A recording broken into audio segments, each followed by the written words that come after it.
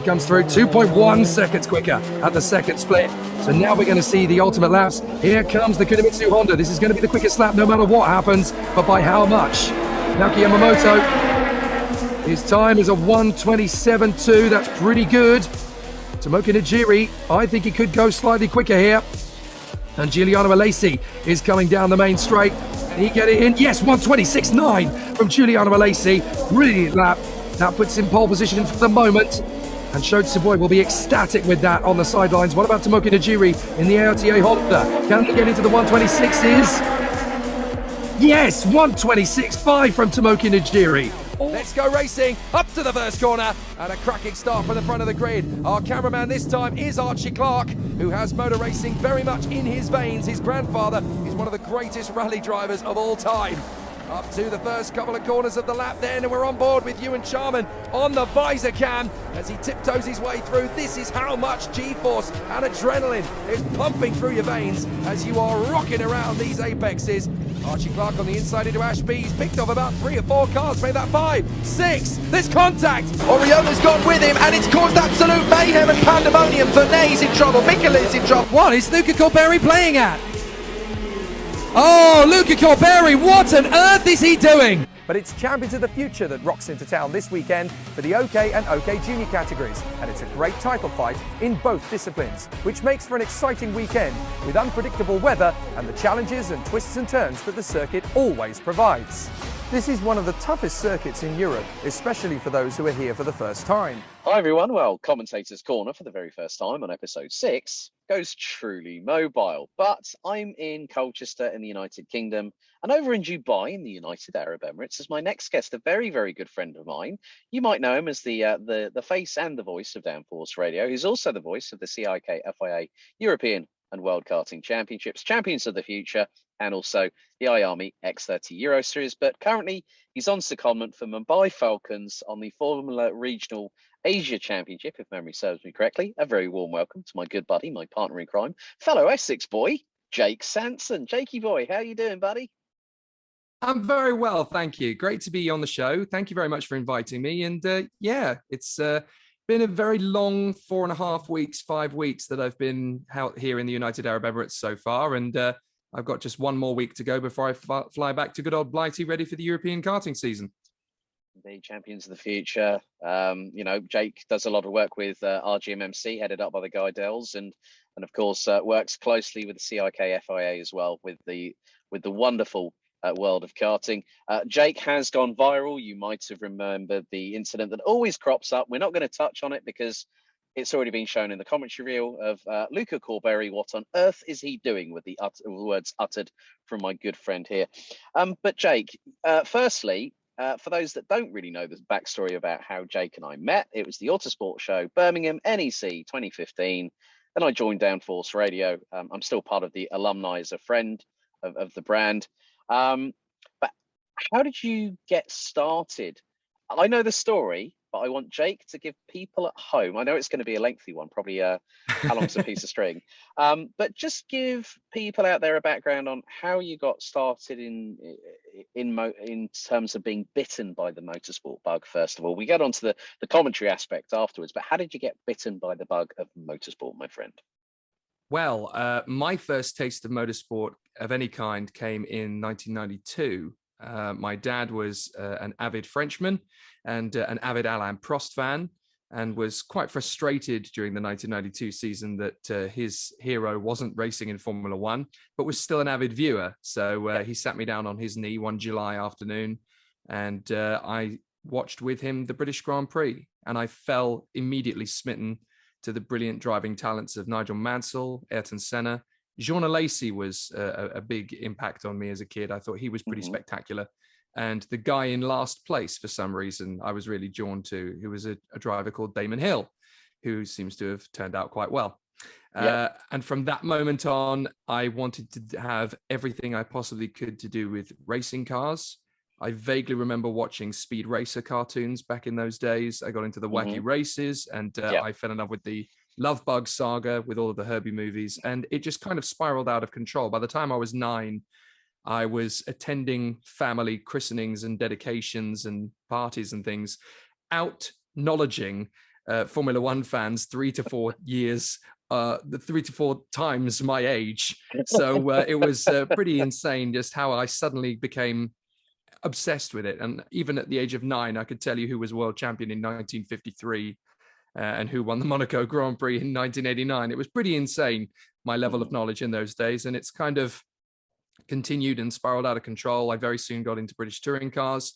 Then there was Le Mans, then there was IndyCar. And then in 1998, I discovered karting. And pretty much ever since, the 3 forms of motor racing that I've been most addicted to have been Formula One, the BTCC, and karting. And karting was always very difficult to come across footage of unless you had Sky Television or digital television. And I didn't have it in those days. I didn't really have it until about 2004, 2005 for the first time. So I missed a lot when it came to karting, but I still did my research. I still tried to follow it as much as possible. And as a kid, I was an avid reader of Karting magazine, along with Autosport magazine. So it slowly became a bit of an obsession, and I still can't quite believe how it's all kind of gone from an obsession to my day job. And that goes for the pair of us, really.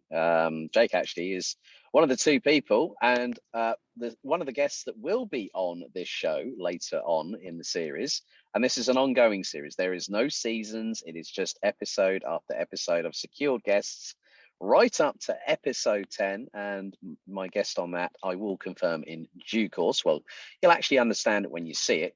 And Jake knows who that other influential person who actually helped me to get into commentary is. And all 3 of us have worked in the karting world. And the third person of the 3 amigos just so happens to be Mr. Chris McCarthy. And he is lined up as a guest. We've got some great guests coming up here on Commentators Corner. Really good to hear that your dad was very much as an avid Frenchman, a fan of Le Professeur, as he was known in his days. Up until recently, Alain was the special advisor for Renault F1, and now, was up until his recent departure under acrimonious circumstances, I think is probably the politically correct term. Reference Alpine, who've just been rebranded to BWT Alpine F1. So the pink will be joining the French tricolor on the livery for 2022 as the F1 launch season is underway. We'll get your thoughts on that in just a few moments, Jake, because there are a few cars. Obviously, as we're recording this at 1 o'clock, which is in about 2.5 hours from now, GMT, the FW44 from Williams Racing gets unveiled. And we understand that there's been a few changes. There's been a few teasers of the livery, and Alex and Nicholas have been joshing us a little bit with the social media on Williams Racing at the moment. So props to them. And there's been a recent tie-in with Duracell coming on board with a partner. Really good to hear that your dad was the big influence. What was the first race that you went circuit side as a fan? That's a really good question. The very first race meeting I went to was in 1995. And I remember it very well. It was just my dad and me. We went in the caravan and we parked up outside a campsite a few miles down the road from Silverstone. And I remember very well, we had a really dodgy black and white television perched on the side of the kitchen counter. And we were craning to watch the 1995 Portuguese Grand Prix. And I still don't really know much about what happened in that race other than what I've seen in the review, because the television reception was terrible. But we were there because I really wanted to go and attend a race. And Dad said, well, we'll go to the British touring car finale, because it was a lot easier to get to than a Formula One race in those days. So I said, okay, we'll go for that. And there was one guy I wanted to get my autograph from, and that was the Swedish driver, Rickard Rydell. He was my absolute favorite driver of all the British drivers in British touring cars. As a patriotic British person, the driver that I was absolutely obsessed with as a 9-year-old was Rickard Rydell. I loved the Volvo 850. I thought it was a pretty cool car. And I can remember meeting a lot of the super tourers that day. I'm fairly sure I managed to meet and shake hands with Will Hoy, John Cleland, Julian Bailey, Tim Sugden. But the one I was most excited about was Rickard Rydell. And it was quite funny because, being Swedish, there were not many British people hustled around him when we went over. So I was basically given, a good couple of minutes with him to myself, which was very cool. And he basically said, do you want to be a racing driver? And I said, yeah, but I can't afford it. And he said, well, you can't stop loving it. So keep loving it, and you never know what might happen. And I remember that very much to this day. It was a wonderful experience. The main thing I actually remember about going to that particular race, there were two things. One was that there was a vintage touring car race on the support bill in those days. Doesn't happen nowadays, sadly, but yeah, they had retro touring cars as a support bill. And there was a beautiful little Ford Capri that came around about 4 seconds after everybody else. And at the back of the queue, it would keep trying to chase everybody. And as it flew past us out of Woodcote onto the main straight, it had a huge bang of explosion come out of the exhaust every single lap. And it got to the point where the fans were all in unison, kind of putting their fingers to their ears in preparation. They knew it was coming, and then bang, there it went.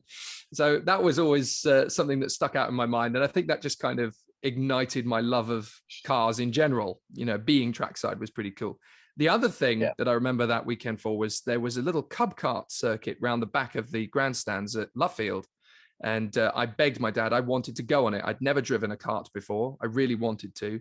And it was a pathetic little thing. You know, it was one of these karts with a huge steel frame and foam padding around it. So just in case it did fall over, you wouldn't get hurt. And seat belts. So it wasn't a proper kart at all.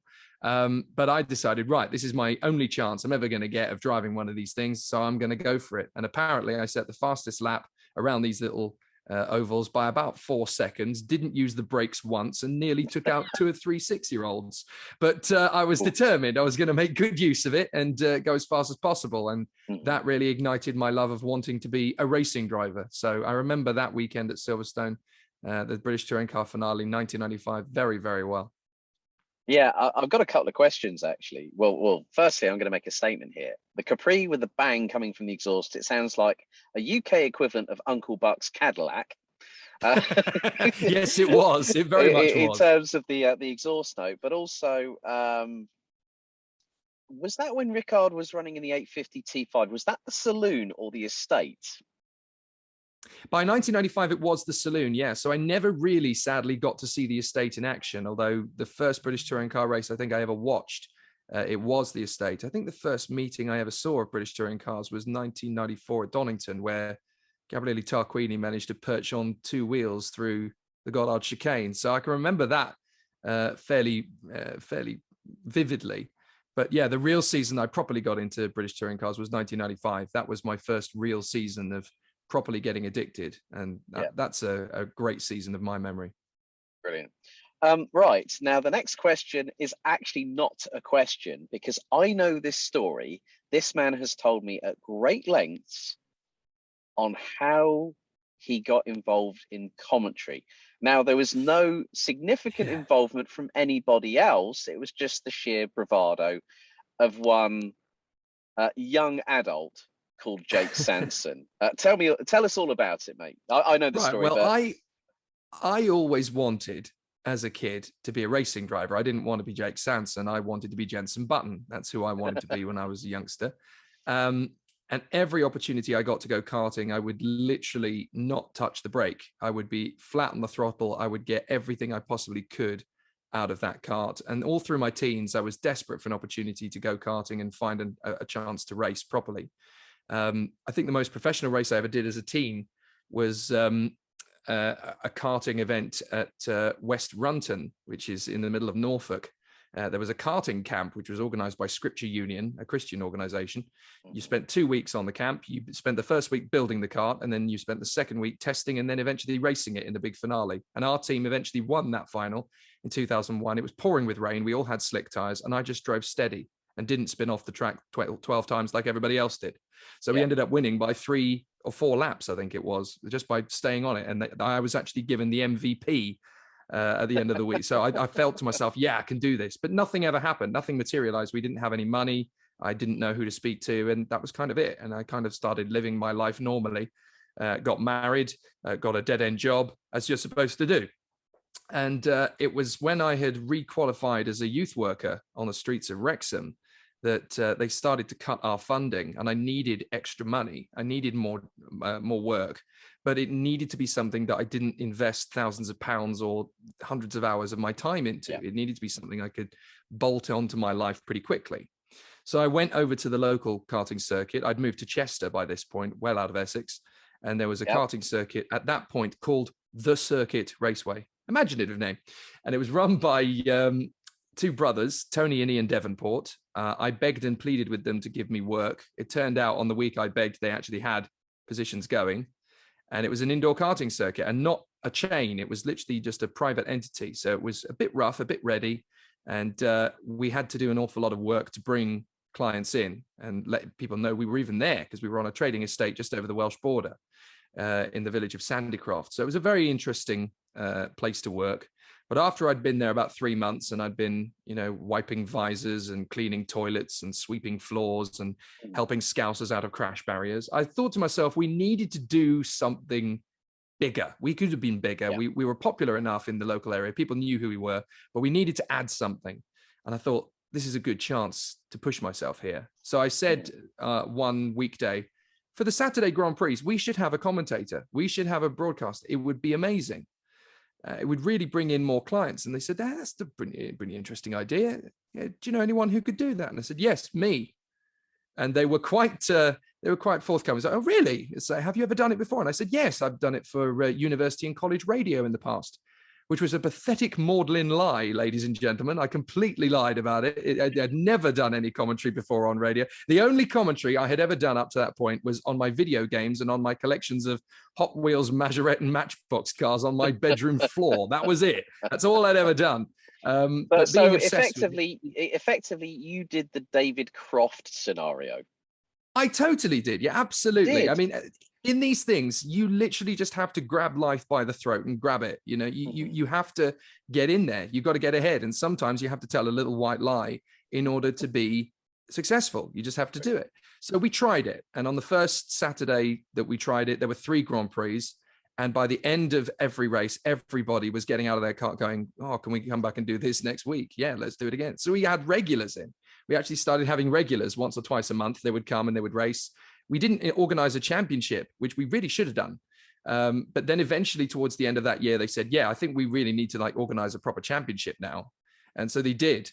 And for one of the Christmas parties that we ran, which was part of the series, the National Autograss Sport Association of North Shropshire came down and had a Christmas party. And the chairman of the entire NASA happened to be the club chairman of that particular group as well, Ernie Ashley.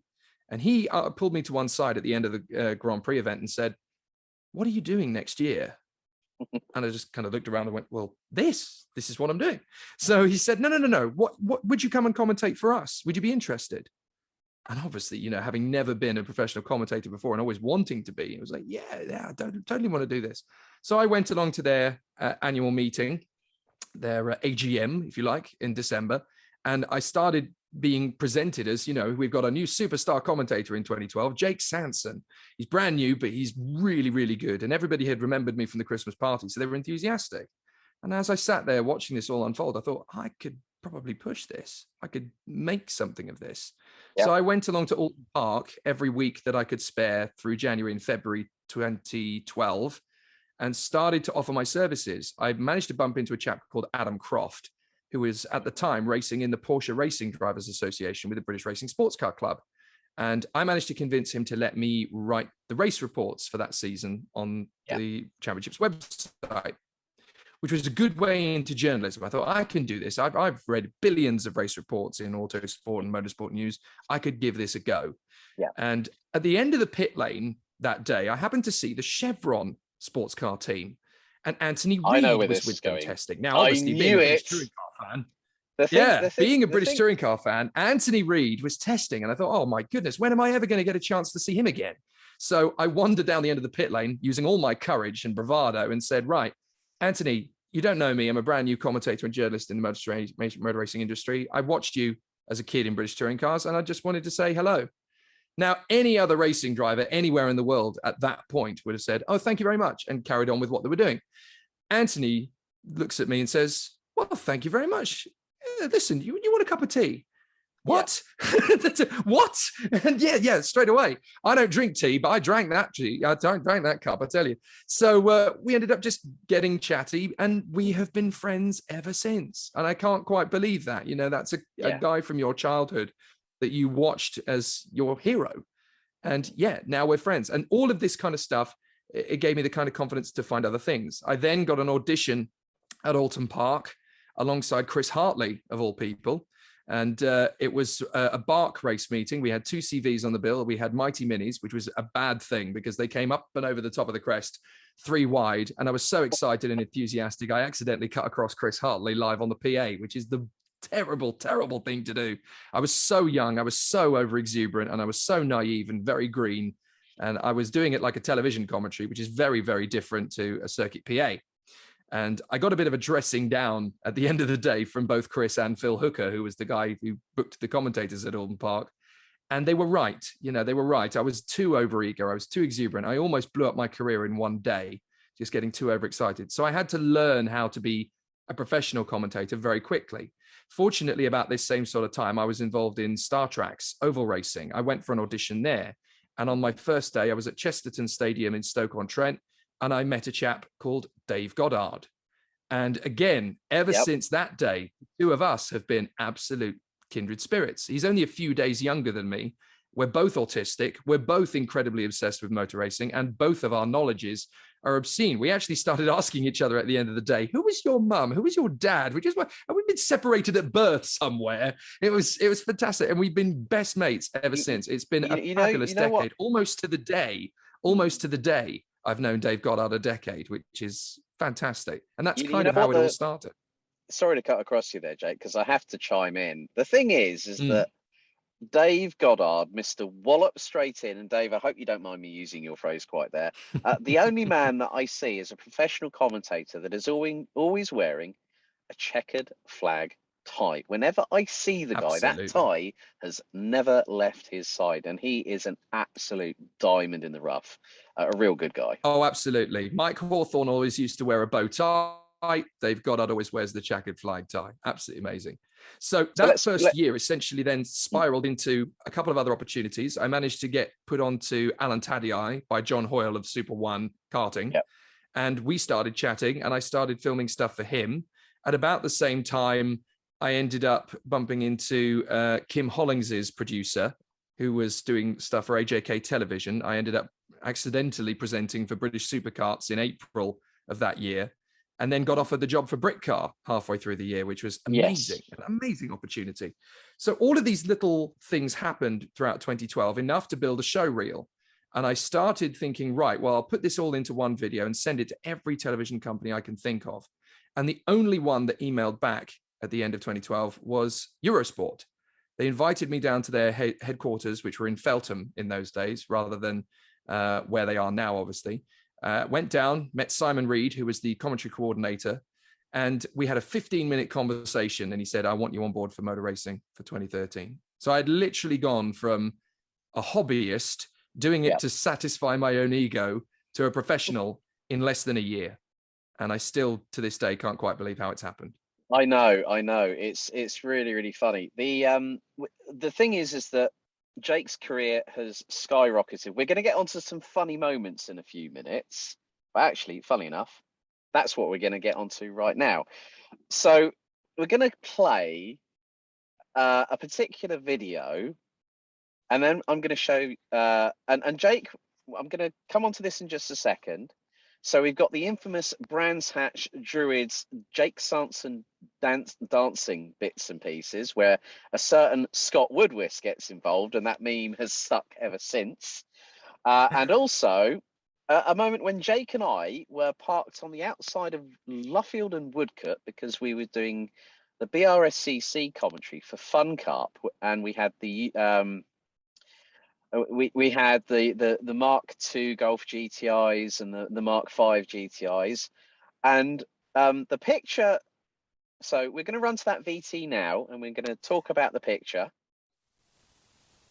So this is a microphone test for Alex's Sony Sanson. You tit. So the infamous meme, Jake, is one of the funny moments. Well, the thing is that I had to get Jake on the show because it's the Sanson you tit meme that has never gotten old. And thank you very much to our good friend, the voice of Caterham's on the BRSCC, Mr. Scott Woodwiss, and then also the picture of Jake in his tent on the grass just outside the commentary box, which was 5 stories up. Because I slept in the car and Jake slept in his tent and it's just like the head poking out. Hello. Moments like these can't be scripted, can they, buddy?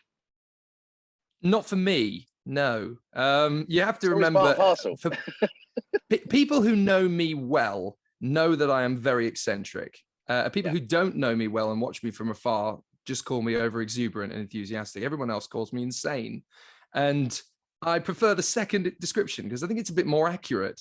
But when you're autistic and you have no outlet other than pure exuberance to let it all out, you find these little intricacies, these little eccentricities, they just kind of become part of your makeup.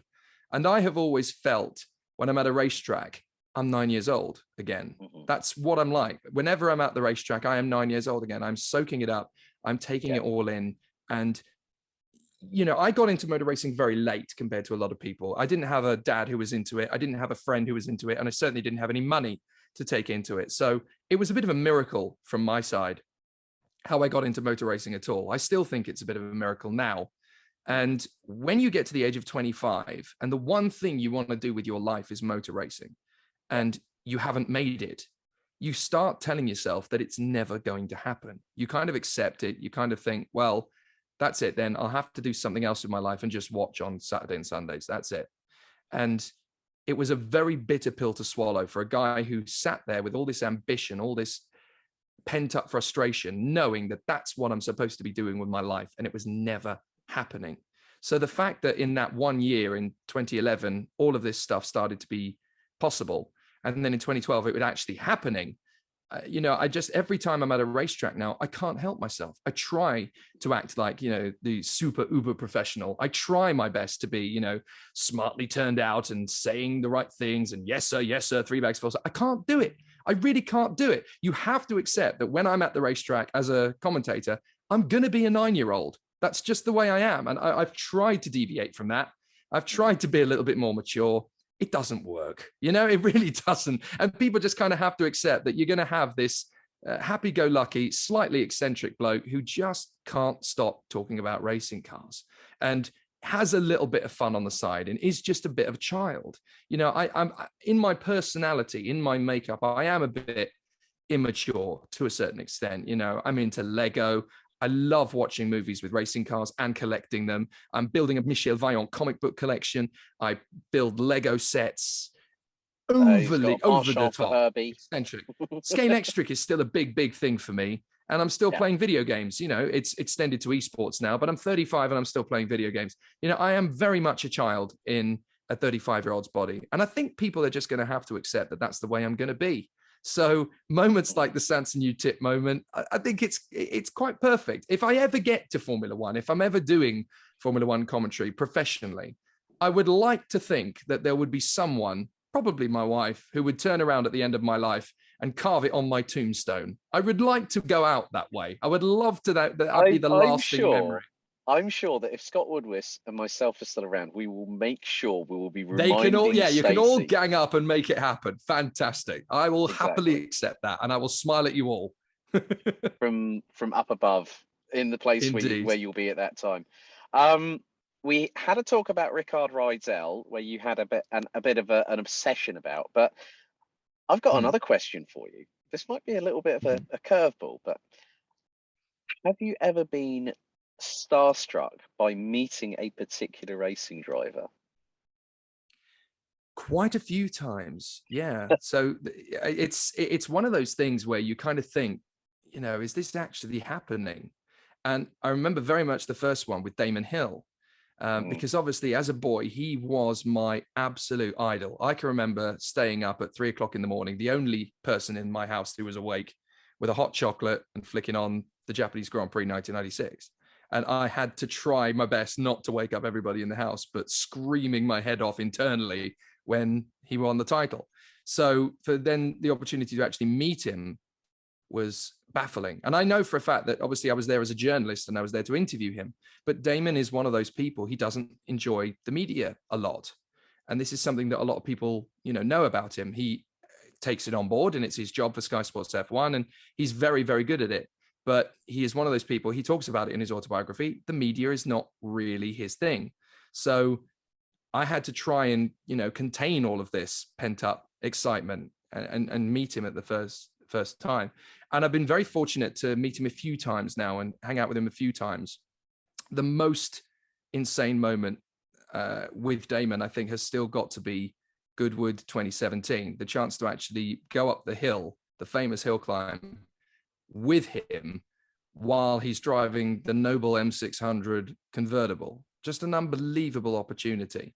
And yeah, I was barely able to speak when the cameras weren't on. I managed to find the words when the cameras were on, but the rest of the time, it was very, very hard to find the right things to say or to be cool or to just take it all in. It was very, very tough. The other one I think that I got particularly starstruck about, again at Goodwood, strangely enough, was a couple of years later, and Richard Petty was in town. Now, I don't get to watch NASCAR. Unfortunately, it's one of those sports that sort of passes me by, and I really want to get into it more. But I knew, obviously, about NASCAR. I knew who the kings of the sport were, and I knew who Richard Petty was. I knew he was the king.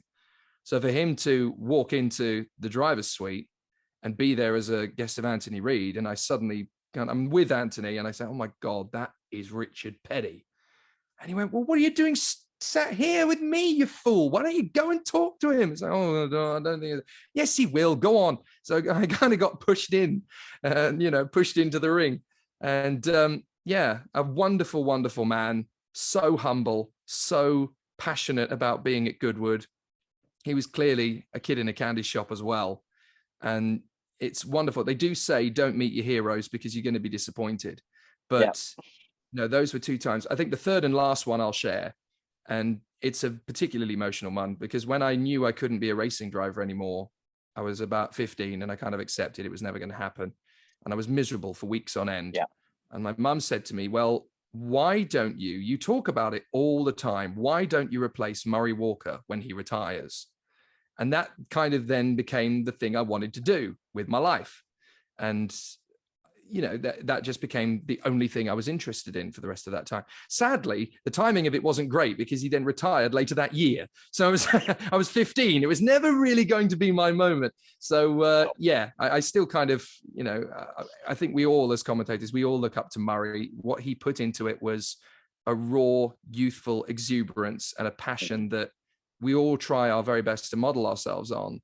And so to actually get to meet him at the Motorsport Hall of Fame a few years ago and spend 20 minutes with him, it was just a phenomenal experience. This man who you look up to and you kind of role model yourself on. And, this guy was a fabulous, fabulous broadcaster. And even into his 90s, when I was speaking to him, that raw, boyish exuberance was still there and still bubbling over and still loving it, absolutely loving it down to his very core.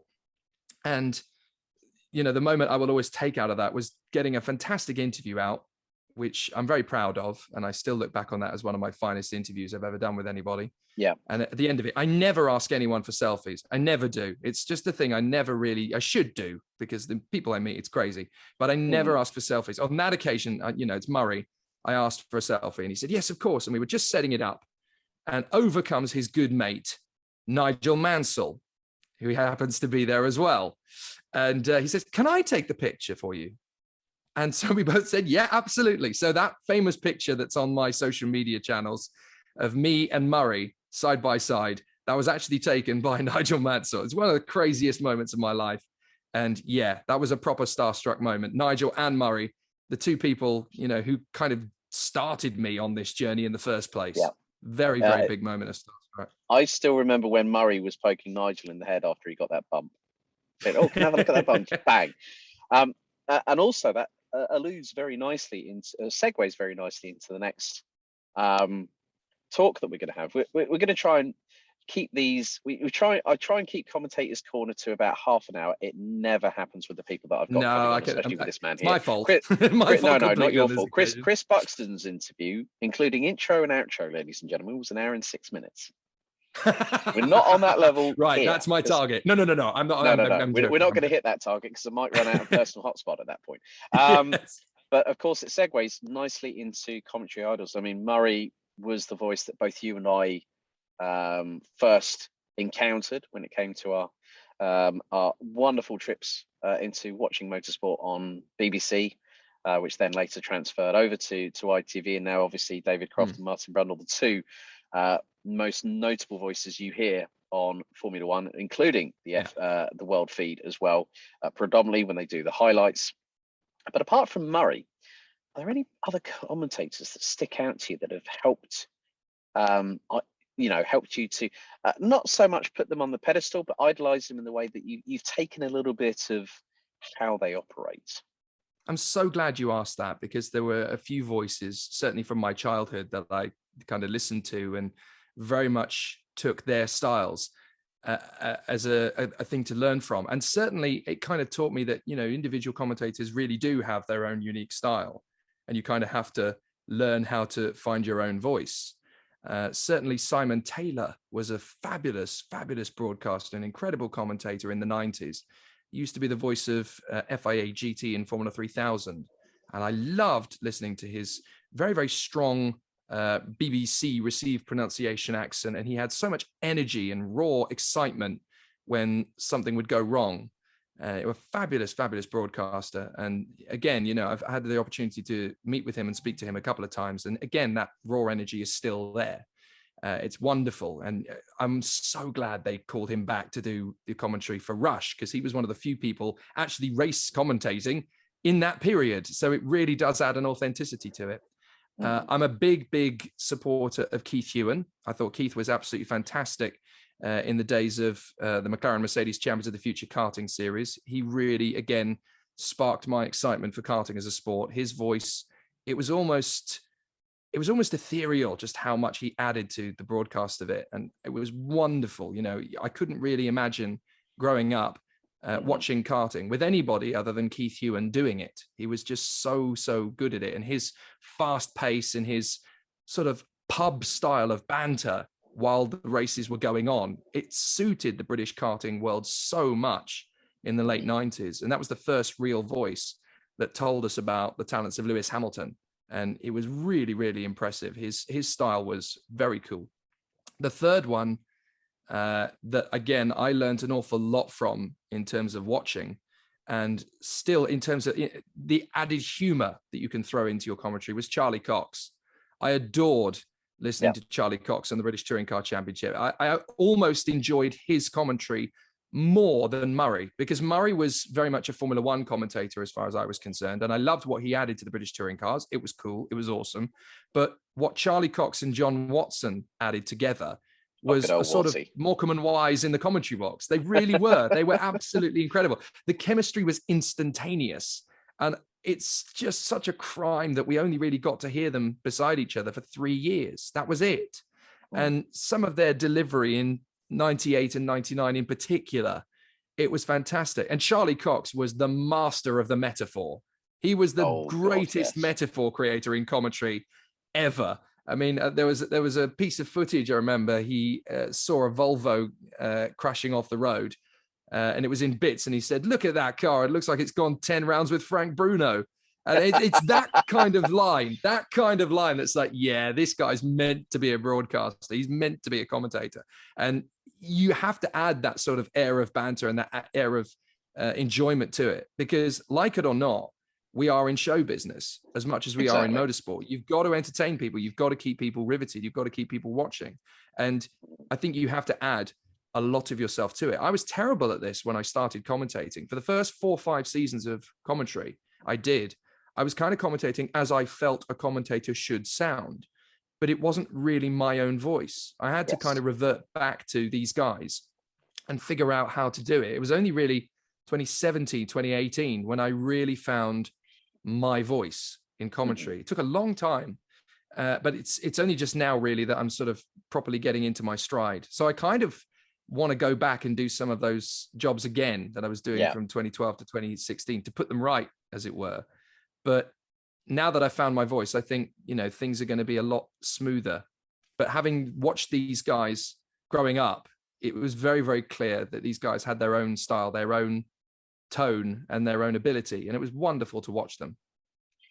Yeah, really, really great insight. We're gonna like literally go a little bit off piece with the next topic, which is actually something, because you mentioned the maestro of the metaphor, Mr. Charlie Cox. Are there any particular Freudian slips that you throw in when you're trying to describe what's happening out on track? Because I've got quite a few. I'll give you a couple of examples from me. Like when you've got a three-way battle for the lead, and it's like three petulant children fighting over the last swing in the playground.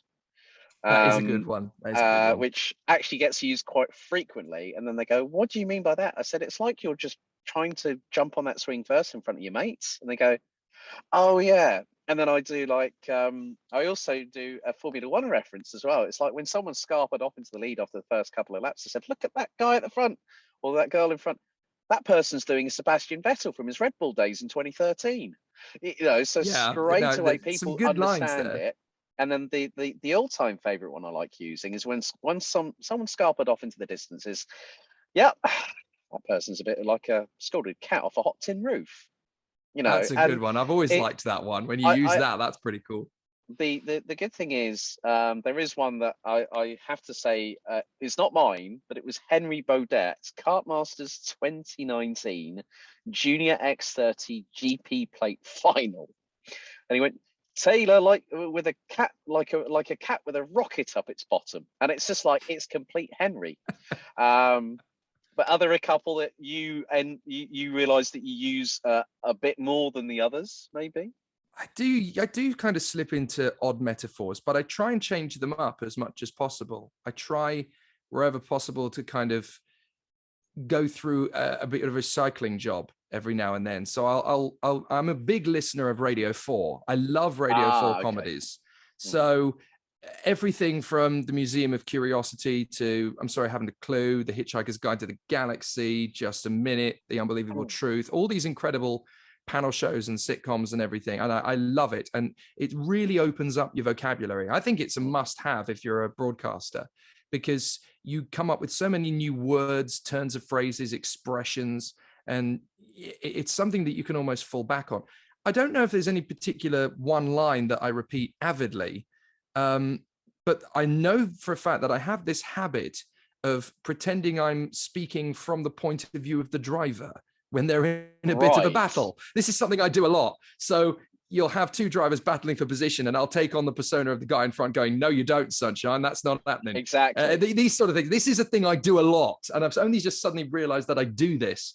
But yeah, I kind of go into the sort of internal monologue of the drivers. And this is something that I kind of almost picture what I would be thinking if I was that driver behind the wheel, and sort of vocalize it. So that's a habit I have a lot. At the podiums of races, I'll do this as well. And it's very interesting. I almost kind of, humanize the sort of images that people are seeing. There's probably a couple of phrases. I'm sure people will write in the comments, things that they've heard me say. But yeah, I try wherever possible to freshen it up and recycle. The one thing I must stop saying, and I say it all the time, is the word absolutely. I've got to stop saying it. And I keep meaning to say to myself every broadcast, now listen, you are only allowed to use this word 3 times per broadcast, because you will use it 27 million times if you don't limit yourself. And I'm terrible for it. I need to come up with something else. It was really good you actually brought that up, because I used to say the phrase, "I tell you what," quite a lot. And Scott Woodward. It's a habit. It's something that you kind of unconsciously cling to, because it's safe. It's safe. It's something that's familiar. And when you're under pressure, it's very easy for broadcasters to cling to familiarity. And I find myself doing it all the time.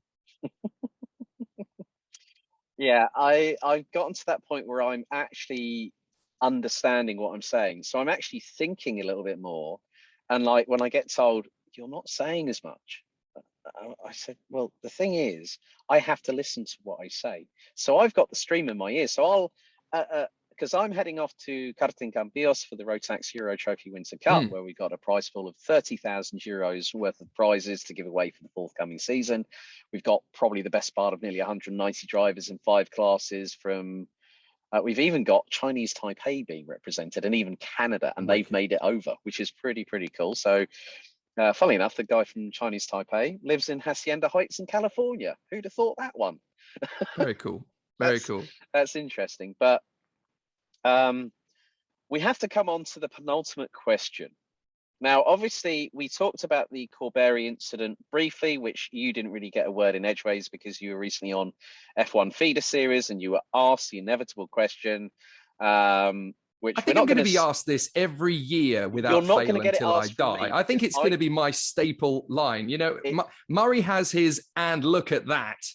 I think I've got what is Corberry playing at. That's going to be my signature line till I drop dead, I think. You know what the line will be? It will be, what on earth is he doing? Yeah, that's going to be my line, I think. And I think I'm going to be buried with that line. But I mean, obviously that was the, there's been a lot of talk about that. I'm just going to skimp over this briefly. We're not going to talk about this because I said we wouldn't, in terms of getting Jake's point of view, because he's said it so many times. You're probably sick of it right now. That, of course, there was a lot of fracas over that. It put a very bad light on karting. I was, and the funny thing is, the amount of people, when they hear commentary from me and they hear commentary from Jake, I normally get a DM either on Instagram or Facebook or Twitter saying, was that you there in Lenato? And I go, no, it's not me. I was over in so-and-so. Can I share something with you? I get it back. I actually get it back when I'm not kidding. When people have been watching Rotax events and I've been somewhere else, I get messages through, were you commentating on the Rotax today? I went, no, mate, no, that's Alex Goldschmidt. He does the Rotax. It's like, no, I thought it was you. So I get it back. Don't worry. It's not a one-way thing. It's definitely a two-way street. I'm really, really glad. I thought that might be the case because it's just like, our phone's just like being, it's like, are you here in Lenato? No, I'm not there in Lenato to take Sanson. You know that by now. And I always go, these are the championships I do: Rotax, Euro, and B&L karting series. Jake does CIK. This is a great strategy we've accidentally come up with, isn't it? You do Rotax, I do Ayami. We never take work off each other. We never cross paths. We get to be best mates. It's brilliant. I'm glad we've done this. We have a gentleman's agreement on that. Absolutely. I think it's brilliant. I mean, the funny thing was, and this is going to be quite interesting. I'm going to give a little bit of a snapshot of how our lives are. That I ended up doing the MENA Karting Championship Nations Cup in Oman last year. That's right. I was not the only person that was being put up for the role. Jake was as well. Jake, however, was in Portimao at the Cartódromo Internacional do Algarve for the Ayami I Games. I just so happened to be at the Rye House London Cup.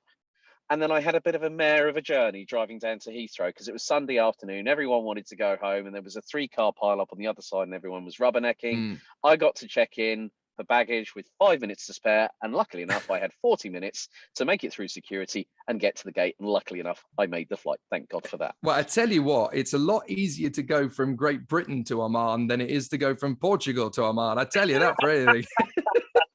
It is. But we now come on to the actual penultimate question that I've been sweeping under the proverbial carpet, so to speak. Favorite moments in commentary. And unfortunately, Jake, I have to limit you on these. Give us your top 3 that come into your head right now. I know this is like picking out of your 3 children at home, absolute darlings, all 3 of them. It is. Yeah, but are there 3 particular moments that stand out to you? And don't hesitate. I know what you're like when you think. You get deep in thought and then you deviate from the plan. Top 3 in your head right now. Yeah. Okay. So the 3 ones that come out straight away: British Grand Prix 2019 for the Pit Lane channel for Formula One, just because of how intense it was. Just being there in a deer in headlights and making it all happen. And it's an experience that I want to do again, because now that I've done it, I'm not terrified of it. But to get to commentate on the moment when Max Verstappen and Sebastian Vettel took each other off the road coming into the Vale chicane, that was pretty momentous. It was one of the moments of the sport over that decade, and to be in the actual box commentating on it when it happened, that was pretty momentous. And I was tripping over my words. So again, I kind of want to go back and do it again. I want another crack at Formula One to really have a proper go at it. So that stands out in the mind.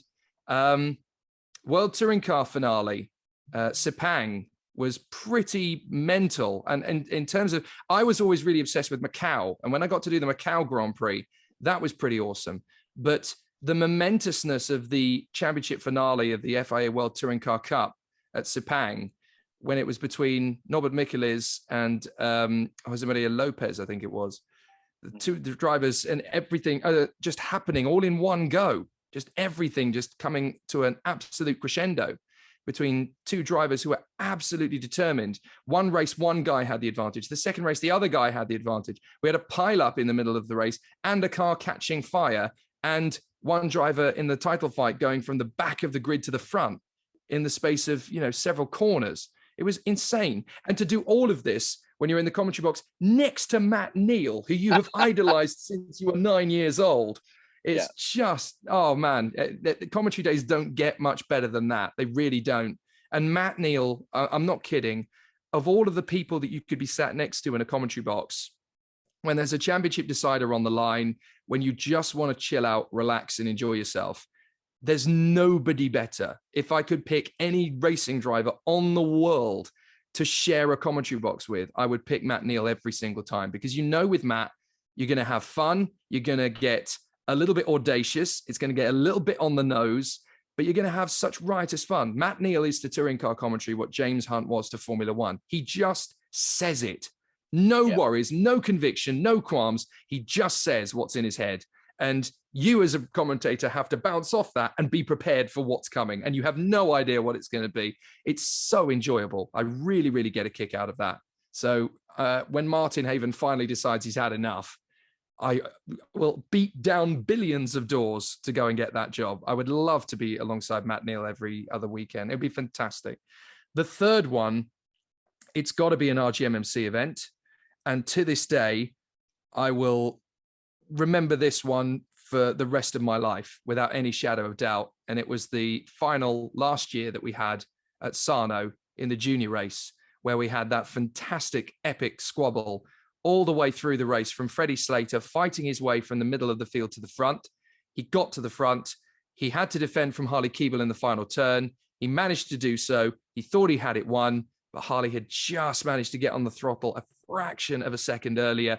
And we had a fight to the line, myself and Kai Bacchini screaming our heads off in the commentary box, as it suddenly ended up that we were 0.02 of a second in the final. I'd seen it before in heats. I had never seen it in a final in karting before.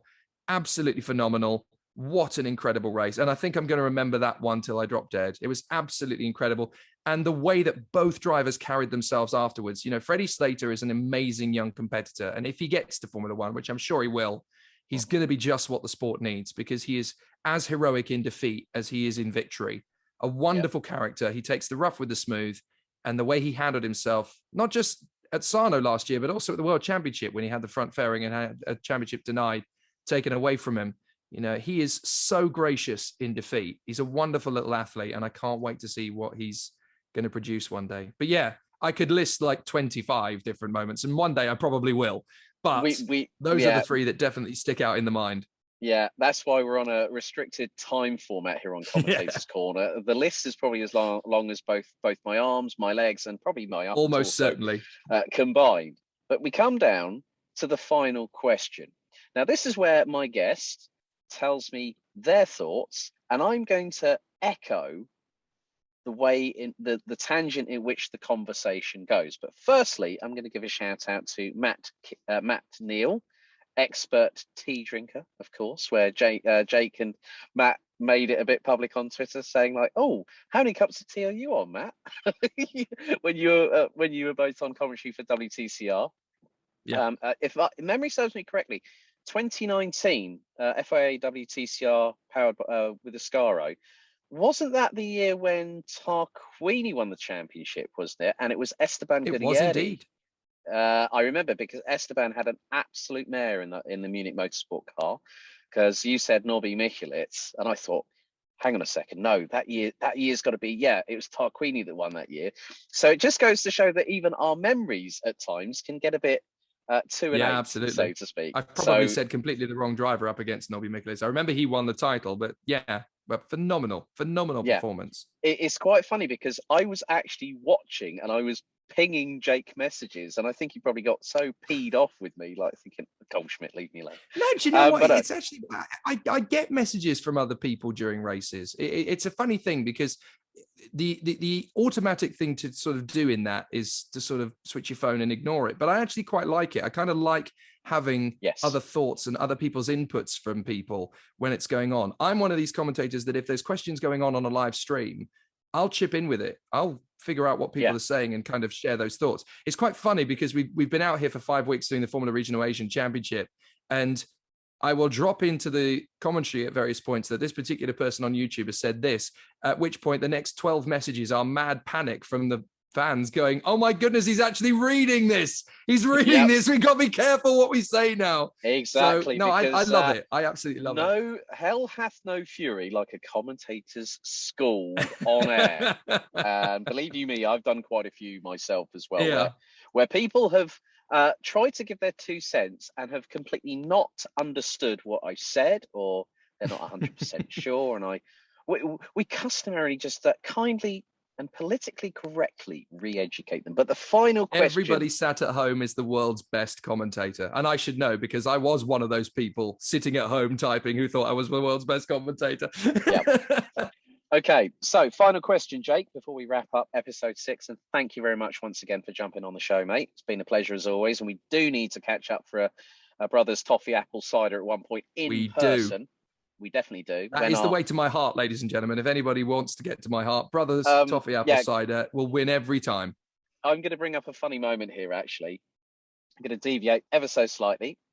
Jake and I have been roommates for Autosport International. We have. And I always made sure that I went to Tesco's on my way up to the hotel that we were staying at one particular year. I can't remember which one it was. I think it was 2018. Where we decided not to visit the Campanile Hotel in Birmingham once again after we're not going to go into that for another time. That is indeed. When we can make things where we might do a bit more of an in-depth interview where I'll ask Jake questions and he can then put the boot on the other foot, so to speak. So we'll have like a commentator's corner, Alex versus Jake edition. If you want that, please just make a comment. Sounds like a good plan. In the description down below. And also you can follow Jake's social medias in the links down below as well, along with Downforce Radio, which will make sure that they get a little bit of a plug here. Hello to Mr. George Grant of Clapham North MOT, a good man in his own right, also very well established club racer. Final question, Jake. If you had the opportunity, no budget,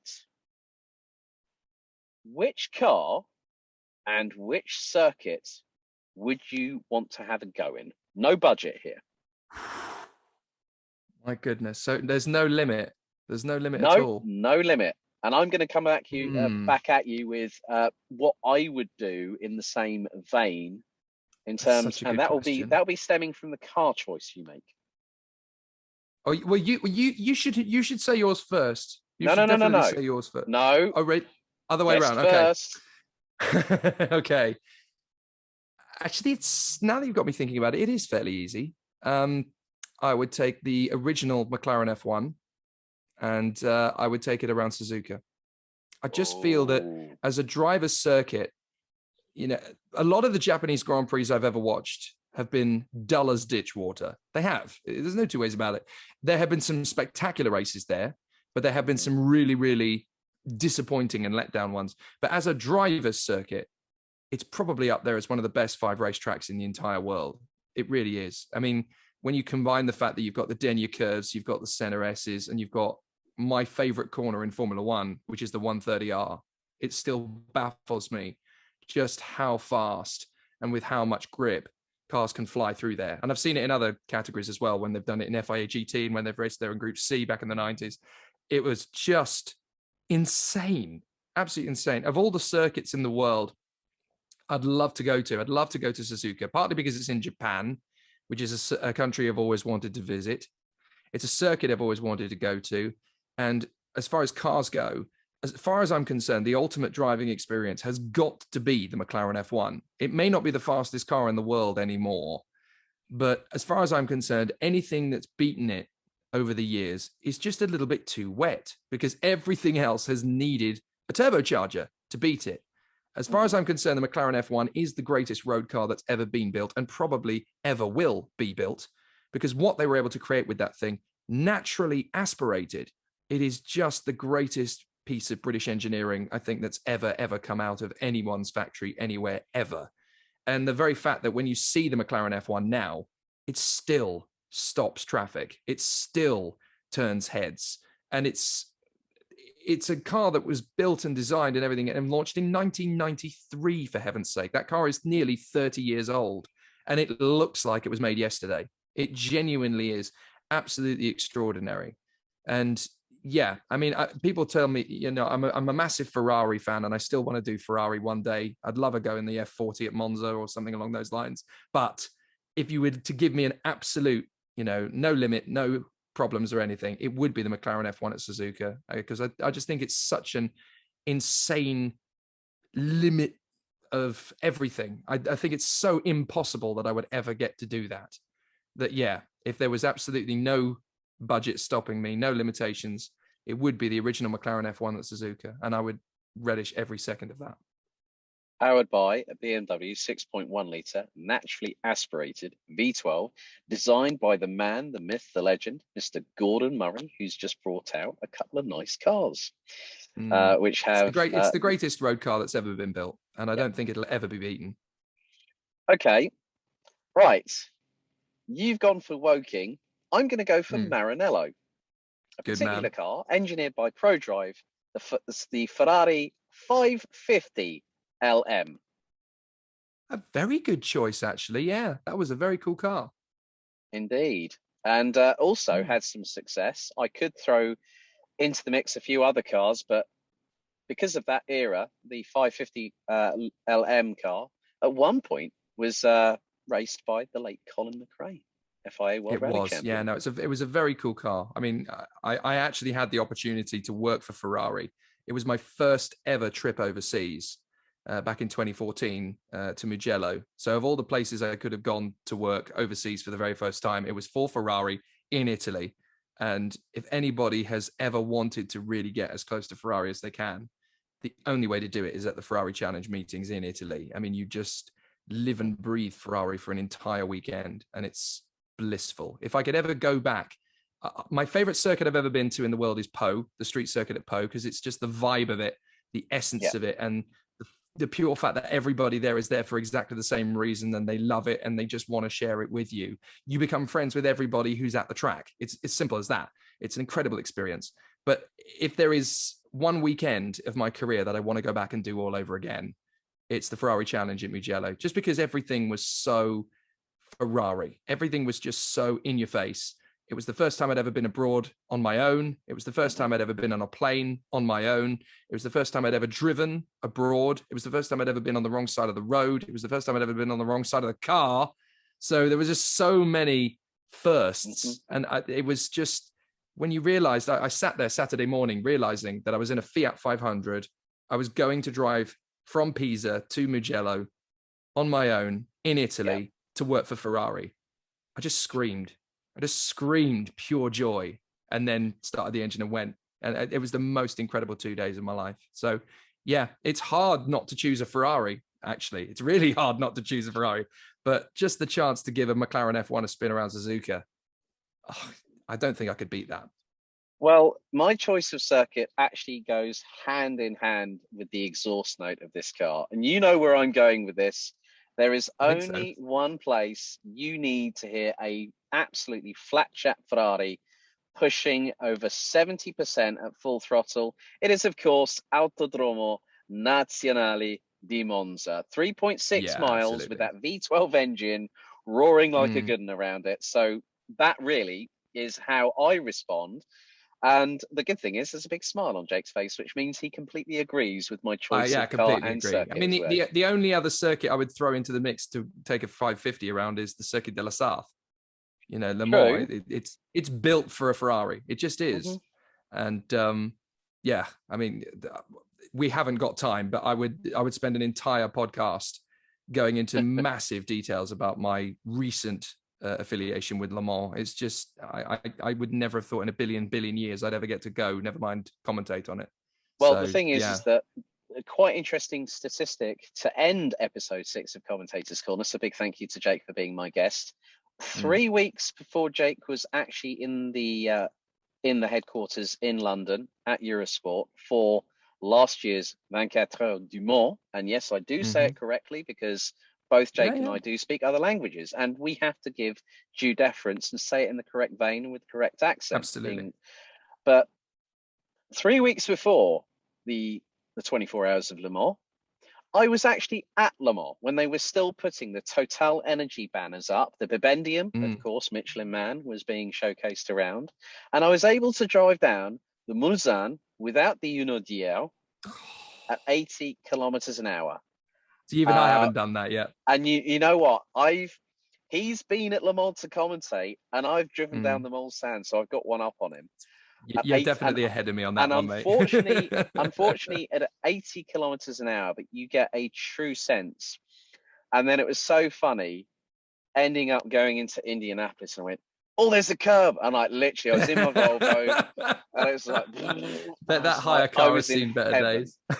But funny enough, the 3 weeks before that event took place, nestled in the bosom of the Circuit de la Sarthe, is not only the Circuit Alain Prost, named after the man, the myth, the legend, 4-time Formula One world champion Alain, is also the Le Mans International Karting Circuit, where both myself and Jake have actually commentated, because the Le Mans International, the IAME International Finals have taken place there for many years. Obviously, the I-Games have now sort of become the de rigueur for IAME in terms of karting competition before the World Championships. Well, I can tell you that they're going back there this year for the IAME International Finals, from what I gather. So I think we are going to go back to Le Mans. And also we have the World Championship is going to be there in the gearbox category as well. So I get to return to Le Mans twice this year. I'm so excited.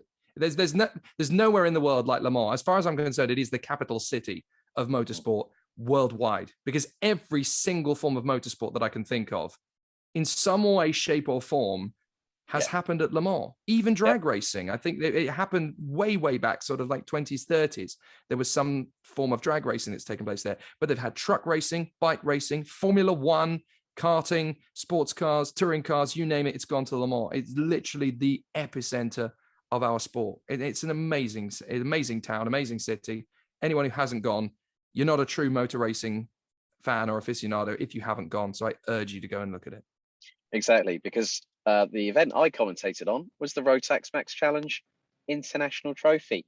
And I'll be completely honest with you, I have to give a shout out to Henry, because I was actually staying in Le Mans Centre, right by the Gare du Nord, where you've got the wonderful copper orange trams that come past quietly at 7 o'clock in the morning. Right by there's a place actually which is really good, because you're only 20 minutes away from the circuit itself, is a place called Abar City Le Mans, where it's and I'm going to have to give you the link for that place, mate, for if you ever get the chance to go there and they say, well, you book the accommodation, we'll pay for it. I'll give you the heads up. They make fantastic pizzas in an evening as well. I'm a big fan of the piano that's in Le Mans train station. That's a nice landmark. You'll be tinkling the ivories quicker than anyone can say I've done that before, I have done that before. Or in France, sauter, as they say. So Henry, actually, I was in Le Mans. I'd been there since the Sunday. I was working with some social media clients, and I get a phone call 11:30 at night, French time, of course, from Henry. And he said, I'm really sorry, mate. I'm not going to be there this week. Something's occurred. And so I get shoehorned into the commentary box. I have a meeting with 3MK Events the following morning. Shout out to Bertrand Pignolet, head of Sodicat, who actually run 3MK Events, who also run the National Series de Karting, which is the Rotax arm of French karting competition. Some great pedalers have come through the ranks of that championship and continue to do so. And so I get shoehorned in, and I end up doing 3 days of commentary. So pretty much from senior Group 2 qualification, and then I have to, on my own, do 47 races. and juggle 3 social media clients at the same time. So it was a week. Welcome to the sport of international karting commentary. It's brutal, Exactly. but it's It amazing is. and it's worth it. And it's going to be the same when I go over to Campillos. I've got nearly 30 races to do. I've got all the qualifying sessions to do on Friday afternoon. But Jake, thank you very much again, buddy. It's always a pleasure. Have a great final week out in Dubai with Mumbai Falcons, and hopefully we'll enjoy a cider or two together at some point when both our schedules are not so hectic, of course. We certainly will. Thank you very much indeed for letting me come on Commentators Corner. It's been great fun to reminisce and to share the stories. And yeah, we'll do it again sometime, I'm sure. Thank you. Indeed. That's it from Commentators Corner Mobile Edition for episode 6 and the comforts of this wonderful car that my dad is providing me with for the day. So until then, take care, stay safe, look after yourselves, enjoy your racing, and stay safe and drive fast. Take care. Goodbye for now.